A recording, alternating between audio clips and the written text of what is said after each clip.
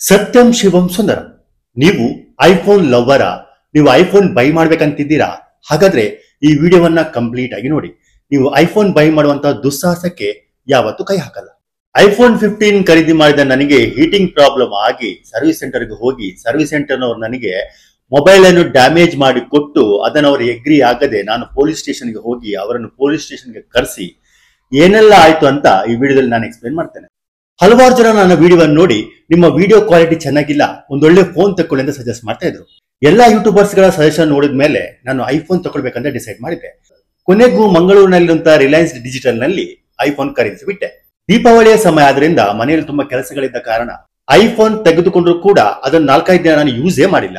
ನನ್ನ ಬೆಂಗಳೂರು ಮನೆಯಲ್ಲಿ ವೈಫೈ ಇದೆ, ಅಲ್ಲಿ ನೀಟಾಗಿ ಆರಾಮಾಗಿ ಯೂಸ್ ಮಾಡೋಣ, ಯಾಕಂದ್ರೆ ಐಫೈ ಯೂಸ್ ಮಾಡಲು ಸ್ವಲ್ಪ ಕಷ್ಟ ಇದೆ ಅಂತೇಳಿ ಮೊದಲು ಹಲವಾರು ಜನ ಹೇಳಿದ ನೆನಪಿತ್ತು ನನಗೆ. ಅದಕ್ಕೋಸ್ಕರ ಮೊಬೈಲ್ ತಂದು 4-5 ದಿನ ನಾನು ಫುಲ್ ರಿಚಾರ್ಜ್ ಮಾಡಿ ಬಾಕ್ಸ್ ತೊಳಗೆ ಹಂಗೆ ಇಟ್ಬಿಟ್ಟಿದ್ದೆ. ಕಳೆದ 10 ವರ್ಷಗಳಿಂದ ನಾನು ಆಂಡ್ರಾಯ್ಡ್ ಮೊಬೈಲ್ ಯೂಸ್ ಮಾಡ್ತಿದ್ದೇನೆ. ಬೇರೆ ಬೇರೆ ಬ್ರ್ಯಾಂಡಿನ 10,000 ರಿಂದ 20,000 ಆಂಡ್ರಾಯ್ಡ್ ಮೊಬೈಲ್ ಅನ್ನು ಯೂಸ್ ಮಾಡಿದ್ದೇನೆ. ಇಷ್ಟರವರೆಗೆ ನನಗೆ ಯಾವುದೇ ರೀತಿಯ ಬ್ಯಾಡ್ ಎಕ್ಸ್ಪೀರಿಯನ್ಸ್ ಆಗಿಲ್ಲ. ಆದ್ರೆ ಈ ಐಫೋನ್ ಕೊಟ್ಟಂತ ಟಾರ್ಚರ್ ಅಂತೂ ನಾನು ಜೀವನ ಪರ್ಯಂತ ಮರೆಯಲು ಸಾಧ್ಯವಿಲ್ಲ. 4-5 ದಿನ ಯೂಸ್ ಮಾಡದಿದ್ರು ಕೂಡ ಐಫೋನ್ ನ ಬ್ಯಾಟರಿ ಮುಗಿದೋಗಿತ್ತು. ಬೆಂಗಳೂರಿಗೆ ಬಂದ ನಂತರ ನಾನು ಮೊದಲ ಮಾಡಿದ ಕೆಲಸ ಐಫೋನ್ ಅನ್ನು ಚಾರ್ಜ್ಗೆ ಹಾಕಿದೆ. ಅರೌಂಡ್ 40% ಚಾರ್ಜ್ ಆಗಬೇಕಾದ್ರೂ ಇದು 1 ಅವರ್ ತಗೊಳುತ್ತೆ. ಆಮೇಲೆ ಒಂದ್ ಸ್ವಲ್ಪ ವಿಡಿಯೋ ನೋಡಿದ ಕೂಡಲೇ ಬ್ಯಾಟರಿ ಡ್ರೈನ್ ಆಗೋಕೆ ಶುರು ಆಗುತ್ತೆ. ನನ್ನಲ್ಲಿ ನಾನು ಮೊದಲು ಯೂಸ್ ಮಾಡ್ತಿದ್ದ ಆಂಡ್ರಾಯ್ಡ್ ಫೋನ್ ಇದ್ದರಿಂದ ನಾನು ಎಲ್ಲಾ ಕೆಲಸಗಳನ್ನು ಆಂಡ್ರಾಯ್ಡ್ ಫೋನ್ ಗಳಲ್ಲೇ ಮಾಡ್ತಾ ಇದ್ದೆ.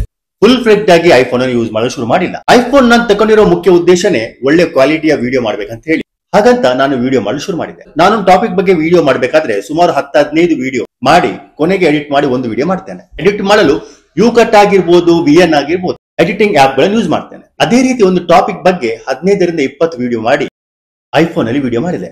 ಆವಾಗ ನೋಡಿ ನಾನು ಖರೀದಿಸಿದಂತ ಐಫೋನ್ ನ ನಿಜವಾದ ಪ್ರಾಬ್ಲಮ್ ಶುರುವಾಯಿತು. ಸಿಕ್ಕಾಪಟ್ಟೆ ಹೀಟ್ ಆಗಲಿಕ್ಕೆ ಶುರುವಾಗಿತ್ತು. ಲೋಟದಲ್ಲಿ ಬಿಸಿ ಚಾಯ್ ಹಿಡಿದ್ರೆ ಎಷ್ಟು ಬಿಸಿ ಆಗುತ್ತೋ ಅಷ್ಟು ಬಿಸಿ ನನ್ನ ಐಫೋನ್ ಆಗಲಿಕ್ಕೆ ಶುರುವಾಯಿತು. ಆಮೇಲೆ ನಾನು ಮಾಡಿದಂತ ವಿಡಿಯೋಗಳನ್ನು ಎಡಿಟಿಂಗ್ ಮಾಡಲು ಶುರು ಮಾಡಿದೆ. ಆವಾಗ ಯುಕಟ್ ಆಗಿರ್ಲಿ, ವಿಎನ್ ಆಗಿರ್ಲಿ ಹ್ಯಾಂಗ್ ಆಗಿ ಶುರುವಾಯಿತು. ಅದು ಸ್ಟಕ್ ಆಗಿ ಬಿಟ್ಟಿತು. ಡಿಸ್ಪ್ಲೇ ಮೂವೇ ಆಗ್ತಿರ್ಲಿಲ್ಲ. ಯಾವ ಕೆಲಸಕ್ಕೋಸ್ಕರ ನಾನು ಐಫೋನ್ ಅನ್ನು ಖರೀದಿ ಮಾಡಿದ್ನೋ ಆ ಕೆಲಸವಾಗ್ತವಿಲ್ಲ. ವಿಡಿಯೋ ಮತ್ತು ವಿಡಿಯೋ ಎಡಿಟಿಂಗ್ ಆಪ್ ಚೆನ್ನಾಗಿ ನಡೀತಾ ಇದ್ರೆ ನಾನು ಇಷ್ಟೊಂದು ಟೆನ್ಷನ್ ಮಾಡ್ತಿರ್ಲಿಲ್ಲ. ಆ ದಿನ ಸಾಟರ್ಡೆ ಆಗಿದ್ರಿಂದ ನಾನು ಐ ಕೇರ್ ಗೆ ಫೋನ್ ಮಾಡಿ ನಿಯರೆಸ್ಟ್ ಸರ್ವಿಸ್ ಸೆಂಟರ್ ನ ಕಂಡುಹಿಡ್ಕೊಂಡೆ. ಬನಶಂಕರಿಯ ಕತ್ತಲಗುಪ್ಪೆಯಲ್ಲಿ ರಿಲಯನ್ಸ್ ಸೂಪರ್ ಮಾರ್ಕೆಟ್ ಎದುರುಗಡೆ ಒಂದು ಐ ಪ್ಲಾಂಟ್ ಕೇರ್ ಇದೆ. ಅದು ಸಂಡೇ ಕೂಡ ಓಪನ್ ಇದೆ ಅಂತ ಹೇಳಿ ಗೊತ್ತಾಯ್ತು. ಸೊ ನೆಕ್ಸ್ಟ್ ಡೇ ಸಂಡೇ ಬೆಳಿಗ್ಗೆ ನಾನು ಸುಮಾರು 11 ಗಂಟೆಗೆ ಸರ್ವಿಸ್ ಸೆಂಟರ್ಗೆ ಹೋಗ್ತೇನೆ. ಸರ್ವಿಸ್ ಸೆಂಟರ್ಗೆ ಹೋಗುವ ಮೊದಲು ನಾನು ನನ್ನ ಹಳೆ ಆಂಡ್ರಾಯ್ಡ್ ಫೋನ್ ನಿಂದ ಐಫೋನ್ ನಲ್ಲಿ ಆಗುತ್ತಿದ್ದ ಎಲ್ಲಾ ತೊಂದರೆಗಳನ್ನ ರೆಕಾರ್ಡ್ ಮಾಡ್ತೇನೆ. ಸರ್ವಿಸ್ ಸೆಂಟರ್ಗೆ ಎಂಟರ್ ಆಗಿ ಅಲ್ಲಿ ಸುಮಾರು ಅರ್ಧ ಗಂಟೆ ನಾನು ವೇಟ್ ಮಾಡೋಕ್ಕಿಂತ ಮೊದಲು ಬಂದಂತ ಕಸ್ಟಮರ್ ಅನ್ನು ರಿಸೆಪ್ಷನ್ ಇದ್ದ ಹುಡುಗ ಅಟೆಂಡ್ ಮಾಡ್ತಿದ್ದ. ನನ್ನ ಸರದಿ ಬಂದಾಗ ಇದು ಸಾಫ್ಟ್ವೇರ್ ಅಪ್ಡೇಟ್ ನ ಪ್ರಾಬ್ಲಮ್ ಅಂತ ಹೇಳಿದ.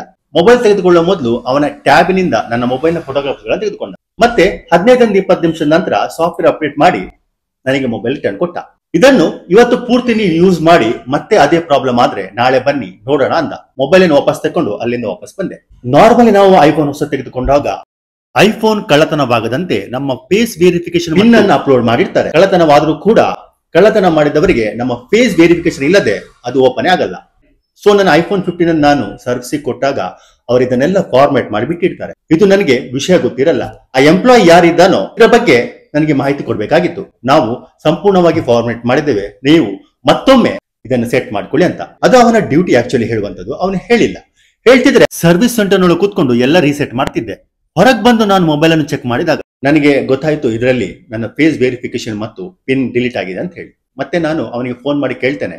ಅದಕ್ಕೆ ಅವನು ಹೌದು ಡಿಲೀಟ್ ಆಗಿದೆ, ಫಾರ್ಮ್ಯಾಟ್ ಆಗಿದೆ, ನೀವು ಮತ್ತೆ ಅದನ್ನು ಸೆಟ್ ಮಾಡಬೇಕು ಅಂತ ಹೇಳಿದೆ. ಹಾಗಾದ್ರೆ ನೀನು ನನಗೆ ಯಾಕೆ ಇನ್ಫಾರ್ಮ್ ಮಾಡಿಲ್ಲ? ಒಂದು ವೇಳೆ ನಾನು ಹೊರಗೆ ಬರುವ ಟೈಮ್ ಅಲ್ಲಿ ಲಿಫ್ಟ್ ಅಲ್ಲಿ ಆಗಿರ್ಬೋದು, ನಾನು ಹೊರಗೆ ವಾಕ್ ಮಾಡುವ ಟೈಮ್ ಅಲ್ಲಿ ಆಗಿರ್ಬೋದು, ನನ್ನ ಮೊಬೈಲ್ ಕಳವಾಗಿದ್ರೆ ನನ್ನ ಮೊಬೈಲ್ ಕಂಡು ಹುಡುಕಲಾಗ್ತಿರ್ಲಿಲ್ಲ. ಯಾರು ಬೇಕಾದ್ರೂ ನನ್ನ ಮೊಬೈಲ್ ಅನ್ನು ಯೂಸ್ ಮಾಡಬಹುದು. ಯಾಕೆಂದ್ರೆ ಅದರಲ್ಲಿ ಫೇಸ್ ವೆರಿಫಿಕೇಶನ್ ಆಗಿರ್ಬೋದು, ಪಿನ್ ಆಗಿರುವುದಿಲ್ಲ. ಅವನ ಈ ನೆಗ್ಲೆನ್ಸಿಯ ಸರ್ವಿಸ್ಗೆ ವಾಟ್ಸ್ಆಪ್ ರೇಟ್ ನಲ್ಲಿ ನಾನು 1 ಸ್ಟಾರ್ ಕೊಡ್ತೇನೆ.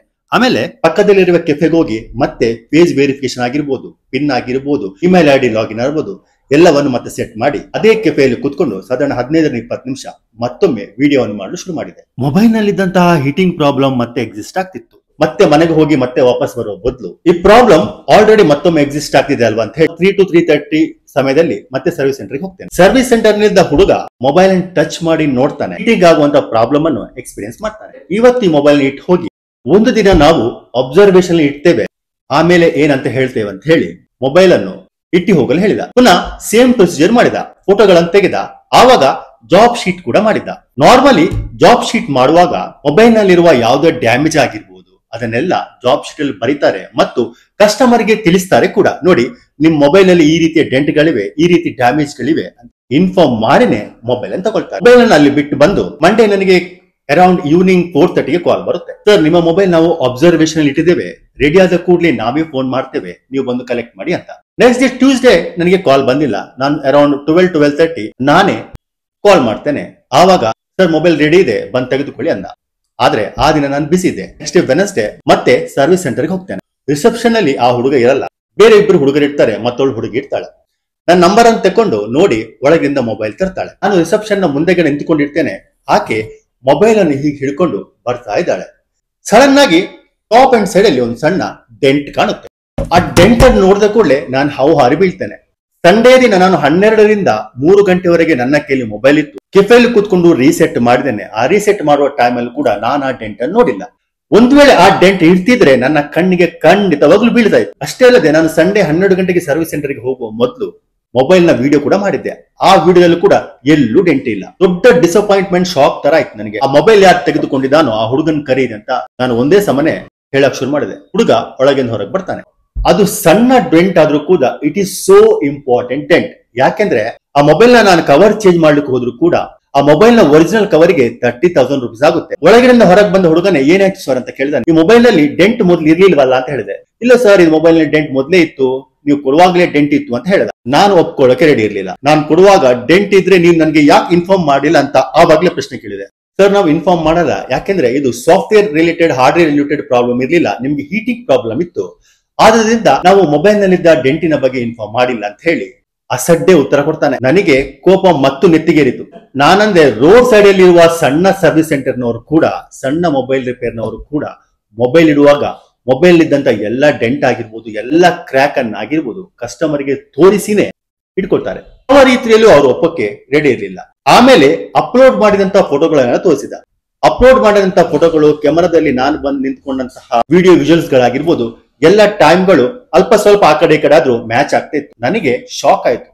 ಎಕ್ಸಾಕ್ಟ್ಲಿ ಆ ಡೆಂಟಿನ ಫೋಟೋ ಕೂಡ ತೆಗೆದುಕೊಂಡು ಅಪ್ಲೋಡ್ ಮಾಡಿರ್ತಾರೆ, ಆದ್ರೂ ನನಗೆ ಯಾಕೆ ಅದಕ್ಕಿಂತ ಮೊದಲು ಡೆಂಟ್ ಕಣ್ಣಿಗೆ ಬಂದಿಲ್ಲ, ನನ್ನಿಂದ ಹೇಳಿದ ಮಿಸ್ಟೇಕ್ ಆಗಿರ್ಬೋದು ಅಂತ ಹೇಳಿ ನಾನು ಚಿಂತೆಗೊಳಗಾದೆ.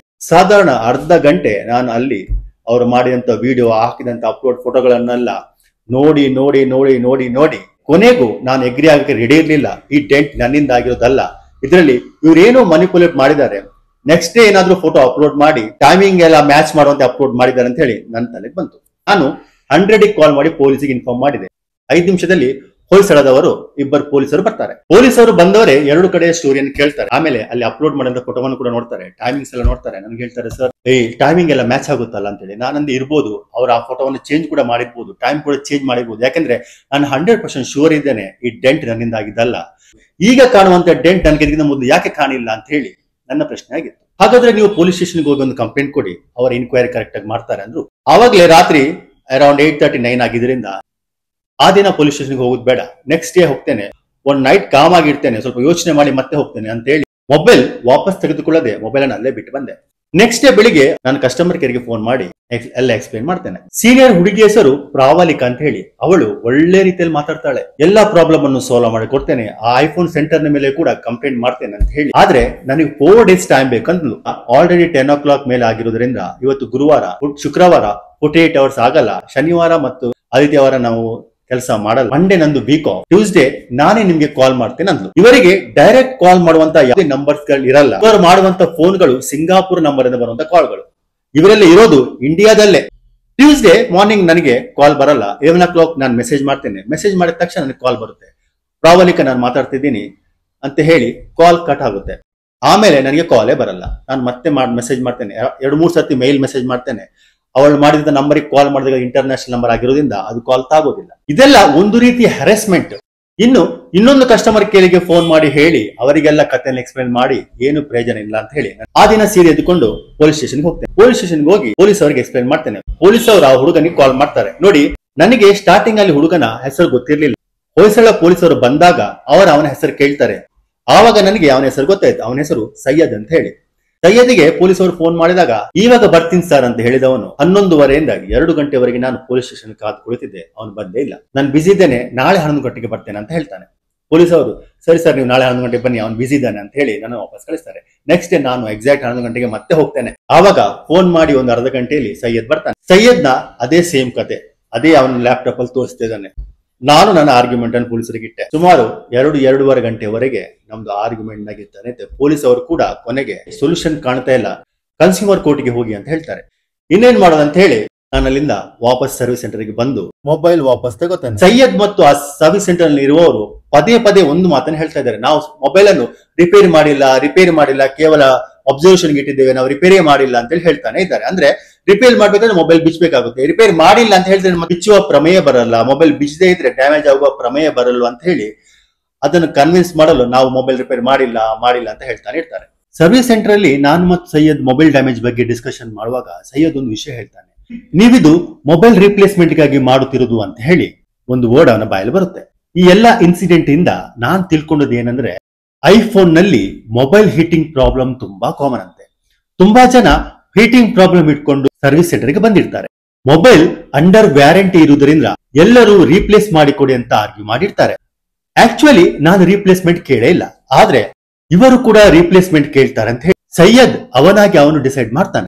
ಮೊಬೈಲ್ ಅನ್ನು ಲೈಟ್ ಆಗಿ ಡ್ಯಾಮೇಜ್ ಮಾಡ್ತಾನೆ. ಮೊಬೈಲ್ ಬಿದ್ದಿರುವಂತ ಡ್ಯಾಮೇಜ್ ಅಲ್ಲ, ಸ್ಕ್ರೂ ಡ್ರೈವರ್ ಇಂದ ಸಣ್ಣಗೆ ಒತ್ತಿದಂತೆ ಡ್ಯಾಮೇಜ್. ಮೊಬೈಲ್ ಬೋರ್ಡ್ ಅಲ್ಲಿ ಸಣ್ಣ ಡ್ಯಾಮೇಜ್ ಇದ್ರೂ ಕೂಡ ಕಂಪನಿ ಪಾಲಿಸಿ ಪ್ರಕಾರ ಮೊಬೈಲ್ ಅನ್ನು ರೀಪ್ಲೇಸ್ ಮಾಡುವಂಗಿಲ್ಲ, ಮೊಬೈಲ್ ಪಾರ್ಟ್ ಅನ್ನು ಮಾತ್ರ ರೀಪ್ಲೇಸ್ ಮಾಡಿ ಕೊಡ್ತಾರೆ.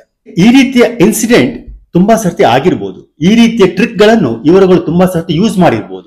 ಯಾರು ಕೂಡ ಅಷ್ಟು ಸೀರಿಯಸ್ ಆಗಿ ತಕೊಂಡಿರ್ಲಿಕ್ಕಿಲ್ಲ. ನಾನು ಕೂಡ ಇದನ್ನು ಇಷ್ಟೊಂದು ದೊಡ್ಡ ಮಟ್ಟದಲ್ಲಿ ಹಂಗಾಮ ಮಾಡ್ತೇನೆ ಅಂತ ಹೇಳಿ ಅವರು ಯೋಚನೆ ಮಾಡಿರ್ಲಿಕ್ಕಿಲ್ಲ. ಇವಾಗ ನಾನು ಕನ್ಸ್ಯೂಮರ್ ಕೋರ್ಟಿಗೆ ಅಪ್ಲೈ ಹಾಕಿದ್ದೇನೆ ಆನ್ಲೈನ್ ನಲ್ಲಿ. ಇದುವರೆಗೆ ನನಗೆ ಅಲ್ಲಿಂದ ಯಾವುದೇ ರೀತಿ ರಿಪ್ಲೈ ಬಂದಿಲ್ಲ. ಇನ್ನು ಐಫೋನ್ ನ ಸರ್ವಿಸ್ ಸೆಂಟರ್ ನ ಸರ್ವಿಸ್ ಹೇಗಿದೆ, ಐಫೋನ್ ನ ಕಸ್ಟಮರ್ ಕೇರ್ ನ ಸರ್ವಿಸ್ ಹೇಗಿದೆ, ಐಫೋನ್ ಮೊಬೈಲ್ ಹೇಗಿದೆ, ನಿಜವಾಗ್ಲೂ ಐಫೋನ್ ಗೆ ಇಷ್ಟೊಂದು ಹೈಪ್ ಅಗತ್ಯ ಇದೆಯಾ, ಇಷ್ಟೊಂದು ಪ್ರೈಸ್ ಕೊಟ್ಟು ತಗೊಳ್ಳುವ ಅಗತ್ಯ ಇದೆಯಾ ಅಂತ ಹೇಳಿ ನೆಕ್ಸ್ಟ್ ವಿಡಿಯೋದಲ್ಲಿ ಹೇಳ್ತೇನೆ.